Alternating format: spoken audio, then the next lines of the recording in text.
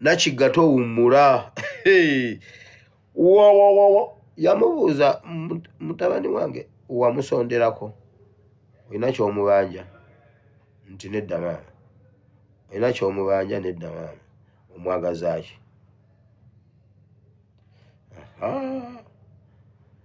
mwana gwenda kugamba ekisooka toliiko yadde akaweewo n'aka mugamba mbu muli bachwezi temuliiko muchwezi n'ogu ate temuli bachwezi ate temuliiko muchwezi n'ogu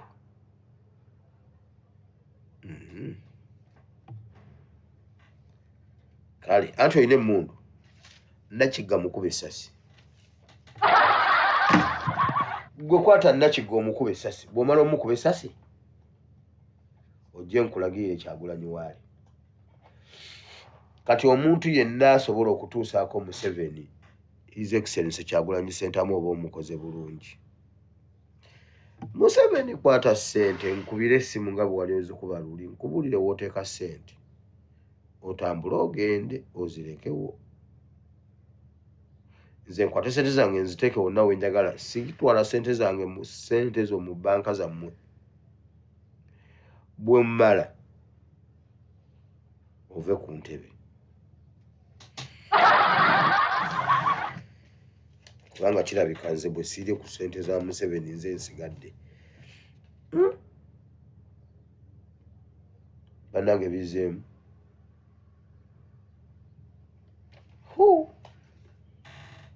naye jirani atalina kisa ye yaba atya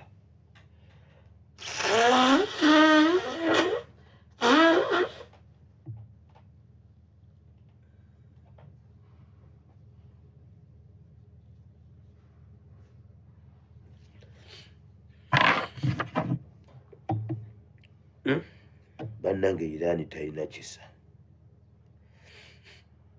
mbagambye Museveni ng'atandika ekintu communication eyabadde wano eyo gye baabadde gye baabatutte mugenda kuwulira emirambo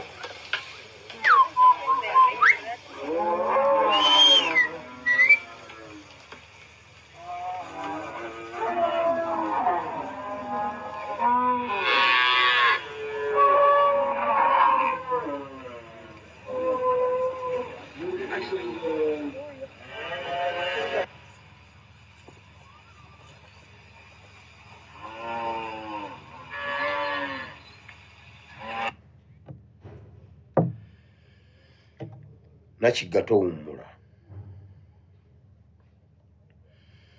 Nakigga towummula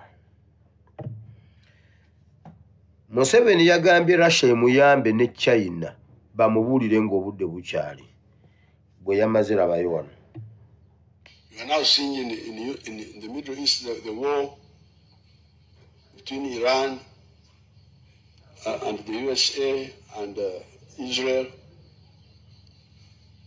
That is a warning to Africa. How can Africa be secure from all threats by whoever?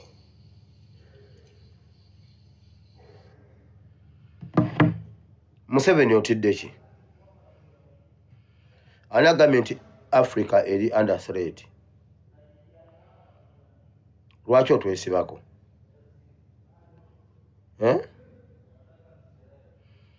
Museveni yeegayiridde Jinping ne Putin bamuyambe bamuwa amawulire ag'ekikesa agakwata ku America bw'aba yaddako bamubuulire nga bukyali bw'atyo bwatta abantu ng'agamba mbwa alwanirira abantu my people Africa otuinvolvinga mbintu yanagambye nti Africa we are under threat kwani twakola ki twakoze ki weetike pamba n'ensigo ate gwaddako naye nga ne bali tebannakukima gwe ne famire yo mpuliramu omusaayi oguwonya teekawo abiri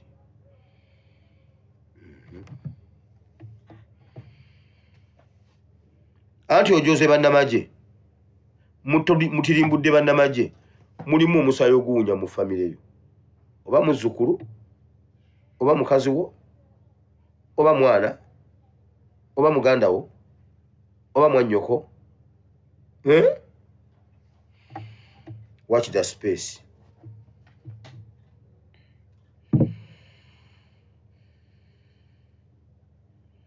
Naye wamma Nakigga gwe towummula. Nakigga towummula. Nakigga towummula. Nakigga towummula. Nakigga towummula. Wano we bagambidde tulina obuvunaanyizibwa abagamba oyo temumuleeta ajja kututawaanya mu ngabana ne tutaganyulwamu kyova olaba tetukolaganira ddala nabo kyova ola nze nayimiridde mu maaso agange ne bwa nze muzeeya kati ndowooza kye tunakola kale wobere tutuula akange muzeeyi bakampe sikolagana naabo so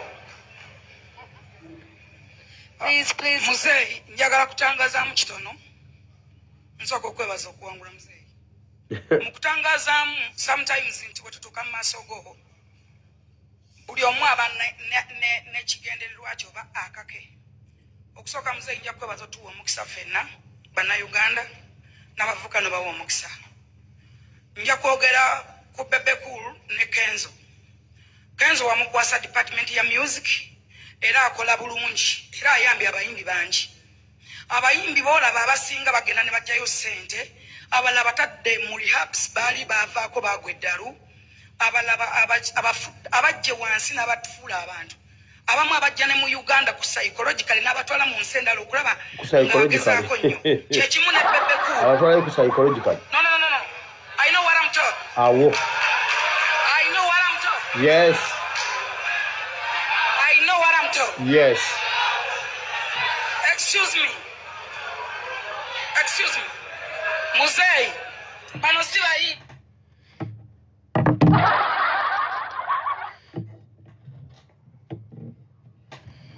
Njagala confidence naye eno Mukama yongera okumpa okukkiriza ndabo bannaagisobola. I know what I'm talking. I know what I'm talking. I know what I'm talking.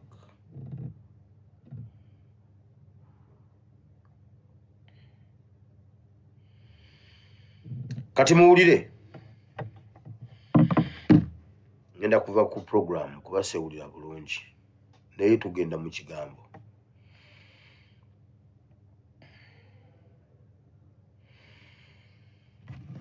Abaana bano tulina okubeeyambulako ab'omulembe guno kutule endagaano zaabwe ezo zolaba ekiki Museveni takola kintu nga tekina kyekitegeeza.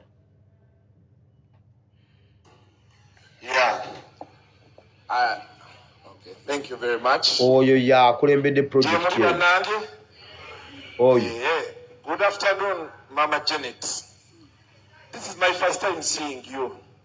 So yes, like one-on-one, because now you're seeing me, I'm seeing you. So maybe you've been seeing me when I don't see you. Yes, so why I chose to begin with you, I'm an orphan. Yes, my father and mother died when I was a little boy. Now, the last person who has been with me, my Jaja, died just 2 weeks ago. Yes, so I said now that I've seen you, I want to talk to you about my issues as an orphan. Since you are our mother, so I'm asking for some appointment. I come, we sit, we eat, we drink, and I tell you some of my issues as an orphan.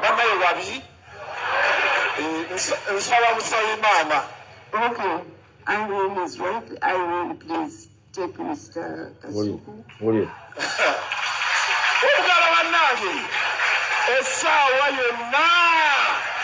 Yes, thank you. Good afternoon, Mr. President. You usually call me Katende. I told people today, I told you. Omuntu atagenda atabbe ku sente za Museveni ku mulembe guno tokuba ku simu yange. Bwe kasita kulema okubba tokuba ku simu yange. Owulidde bulungi? Kasita kulema okukuba tokuba ku simu yange. Owulidde? Wanjisebo linda ko siwulidde bulungi wanjisebo bilioni 5 billion. Tweyanziza nnyo ssebo. Simanyi nyinza kufunayo kadde kinenzija ne nkusisinkanamu ne nkuyitamu ku kiwandiiko kyaffe ne tuluwayamu bakulete wiki ejja. Bannaye olunaku lwaliro twasanzaani. Kati nga sinaba kuvaawo ndowooza Madamu Natasha nsaba kano nako kankayisizeewo ddala. Abakulu baabadde kati baŋŋambye nti bw'omaliriza ebyo byonna ate omukulu omutegeezi. Mr. President, congratulations, sir. Entandika gy'otandiseemu ekisanja kigenda tunyumira. Nkirabiddewo nebaaya.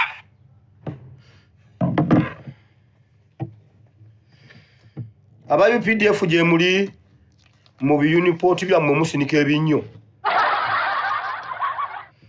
Abapoliisi gye muli n'ensekere mu mpale. Batikitoka bayoola. Batikitoka bayoola bilioni 5. Juzi basanze owa prison ku simu. Ne bamusinkirako ebinyo n'abakuba amasasi n'abagamba amagye aganye. Bamasasi buli yabadde amulabyeko mbuna ali ku simu. Bamasasi n'omwana n'amukuba amasasi. N'agamba amagye aganye. Bamusanze ku simu. N'agamba kati magye aganye kubanga simanyi bagenda muwabira bagenda muwa violation. Simanyi bagenda mukola batya. N'agamba kambisooke yabikubye ziri. Wulira. Abamagye muli eyo mufuna emitwalo 24 muyina ebikumu mpale. Muyina ebisekere by'embizi mu mpale mu uniform. Ebisekere binene ebyeru. Omusirikale abeera ku duty ng'ali mu kisipi ky'empale awulira akamutambula n'akwata n'avuunula bw'ati. Okulaba ng'ateekayo emikono gyombi ng'anyiga. Abali awo ne kamutambula esayidi n'alyoka afuula ekisipi ky'empale n'agiraba n'agibaza. Muli eyo musinika ebinnya abapoliisi n'abamagye temulina makulu.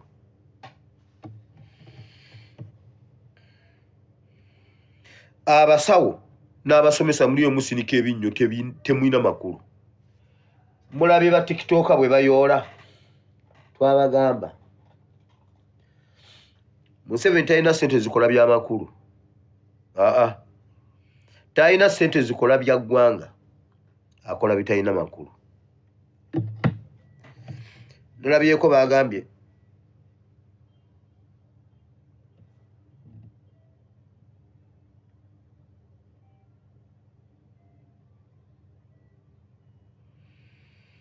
Nalabyeko bagambye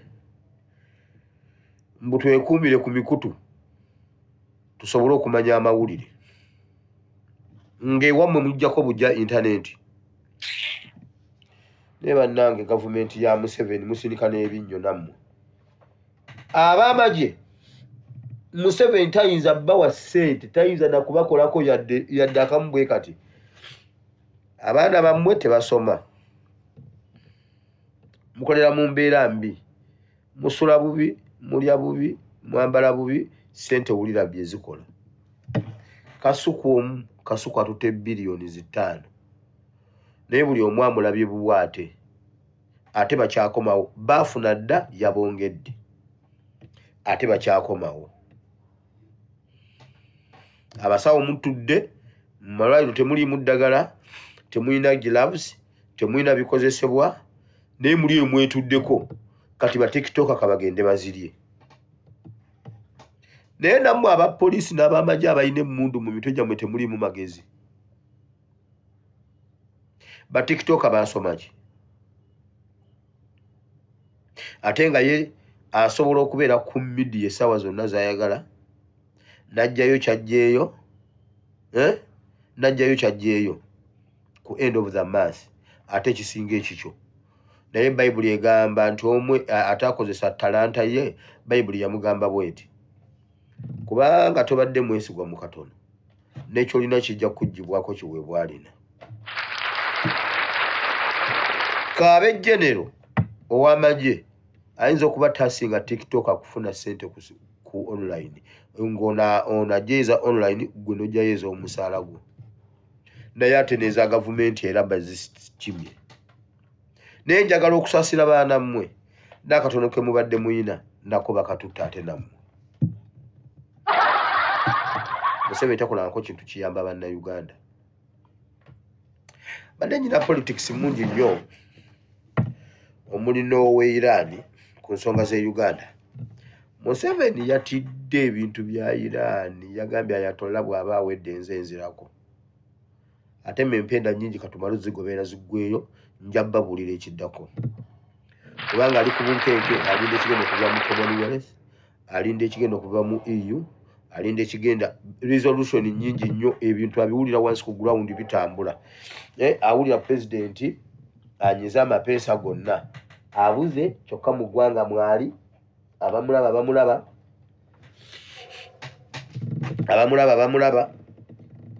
bamuteze abannamawulire bamuteze abaki bamuteze ba politicians bonna bamubateze naye bonna tekuli amanyi waali naye ate bamuwulira ne byakola bitambula.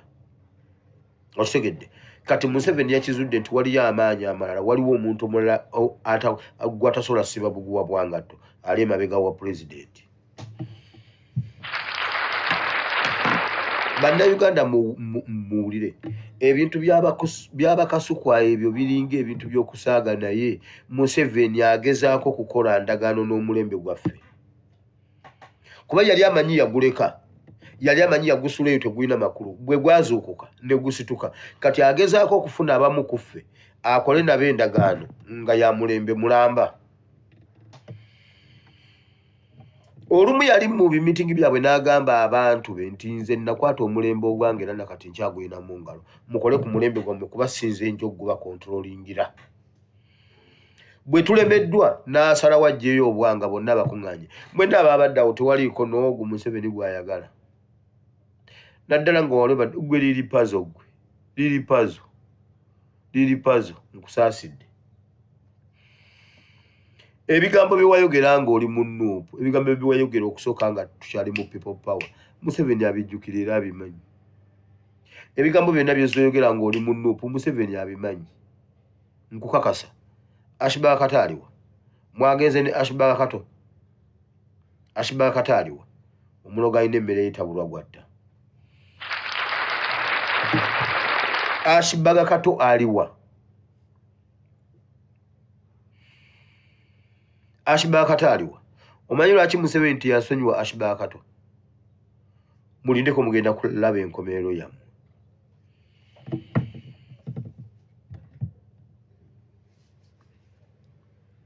Mumanyi lwaki Museveni yabatute mu nteezo? Ekirungi mbadde nabyogerako naye wulira tugenda kwejjako ekikwa kya Museveni omulembe gwaffe tegugenda kugwa mu trap ya Museveni kugukozesa ndagaano. Endagaano za Museveni ffe tetuziyingiramu oba ayagala oba tayagala. Museveni yeezira kukulaba nga oyina ky'otegeera oyina ky'oli. Wallahi Museveni tatya kukusiruwaza ne bw'oba oyina ky'oli ne bw'oba oyina ky'omanyi. Akwata abasajja abagezi akwata abasajja abategeera n'abafunyaafunya.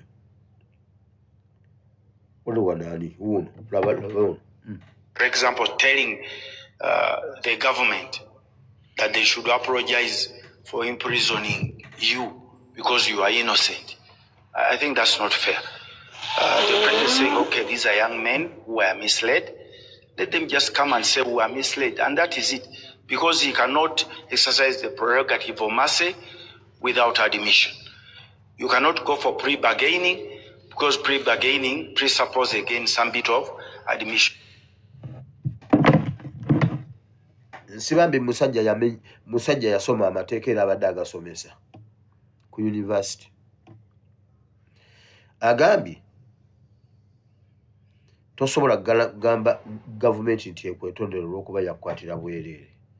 Kituufu oli innocent naye ekkiriza omusango Museveni alyoka akusonyiwe.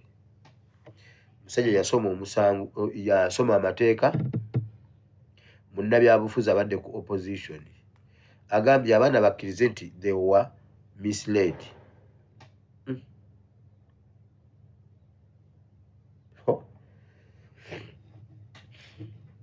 Oyinza otubuulira wa we baali misled ne mutegeka ssente z'eggwanga ne muziwa electoral commission nga ye yakkiriza ebibiina by'ebyobufuzi ne tulondawo gwe tuwagira, tubeera misled ng'ekibiina kiri mu mateeka, candidate ali mu mateeka, ekibiina kye mwakiwa certificate, kirina ebitebe mukimanyi, naye ayina certificate gye mumuwadde genda onoonye akalulu, ne tumuwagira ne tubeera misled. Wasoma? Sibambi wasoma, olina amagezi. Twetondere Museveni kuki? Yabadde ayomba mbu yagezezaako okukkaanya okuleeta okuta abasibe, naye mbuffe twefudde kasajja fuba tuganya abantu okwetonda babate. Nedda bw'aba atutte atutte, bw'aba atusibe atusibe. N'omuganda agamba nti enswera ey'omululu yegenda n'omulambo mu kkofini. Jjukira nti egugenda mu ntaana bagenda kuguziika, naye egenderako lwa mululu gwayo, anti eba erowooza nti kyakulya. Mu kabenje k'okulya weefiira. Bangi bali kwekulubeeseza ku mwami Museveni tebamanyi nti ali mu ssaawa ze ezisembayo. Naye mukadde kano akasembayo ate abategeera ebyobufuzi baabadde batandise mwekutulako bwekutuzi kubanga bamanyi ekiyinza okutuukawo. Okulayira kwa nnaku za mwezi nga 12 omwezi ogwa Meeyi oba ogwokutaano omwaka guno gwennyini 2026. Kyokka abalabira ewala bakugamba nti omukulu akyayinza n'obutalayira. Naye yennyini yategeka ennaku ezo ez'okulayirirako. Yali asaba bawongezeeko mu maaso ko alayire nga budde bukyali kuba akiwulira nti ayinza obutatuukayo. Olw'envuuvuuma ezigenda mu maaso mu ggwanga Uganda, ng'omuntu amanyi ebyobufuzi amanyi ki ekijja. Kubanga beebuuza nti Kyagulanyi Ssentamu nga tannaba kulabika, mulowooza tunaabirayirayo? Gwe bakugambye nti okwekweka ng'ali mu Uganda wano. Naabula emyezi 3 beddu. Gavumenti tesobola kumulaba, temanyi watuufu wa waali. Mulowooza ali yekka? Amaanyi ago oba amagezi ago aba yagajjawa ag'ekukuma n'asobola okusimattuka mu mikono gy'abalabe abamunoonya. Kitegeeza nti alinako omuntu ow'amaanyi amusomera omuzannyo. Sinakindi nga yamuyina essaawa eno buli kigenda mu maaso yamunyigira amapeesa oba yamubalira. Kaakati bo babitegeera bagamba nti essaawa yonna akaffe kaggwamu. Kyokka ate abatalengerera wala, ab'omululu abeenoonyeza ebyabwe, bo bagamba nti anti ttaamu egenda n'ebyayo. Ffe nga Museveni akomekkereza ng'agenda, tulina omwekuutirizaako naffe tulyeko ku ssente. Tuli lubala nti gavumenti ye twagifunamu. Bwe batyo ba tiktokers, ba youtubers n'abayimbi abasaamusaamu beesitudde ne bagenda okumusisinkana balabe nti waakiri abafunirayo ku jjamba. Naye beerabidde nti teri alidde ssente ye n'asigala ng'akyayina erinnya oba ng'akyayina obuganzi mu bannayuganda. Labira ku bayimbi abaagenda sayidi ye. Ani yali amanyi Ronald Mayinja nti aligwa n'ava ku ffoomu nga bwe yayimbanga oluyimba lwasaasaananga ensi yonna. Olwaliro n'omulabako obulabi ng'akoze statement mu mawulire, abantu bakugamba nti oyo bulijjo si mugenzi. Ffe nga tubadde tujjukira ng'eyafa, kubanga yamala okulyako mu kibya kimu n'abalabe baffe. Labira ku Bashbaaka Kato baali babbulooga abalungi ab'amaanyi. Essaawa eno tubanoonya tetumanyi watuufu wa we bali. Gwe Mukama abadde akuwadde ekisa ng'oli w'amaanyi era ng'ensi ekukkiririzaamu. naye ate mu ssaawa ey'oluvannyuma weegasse n'omulabe kitegeeza nti ogenda kwegatta ku abo abaasiimulwa ku maapu y'ensi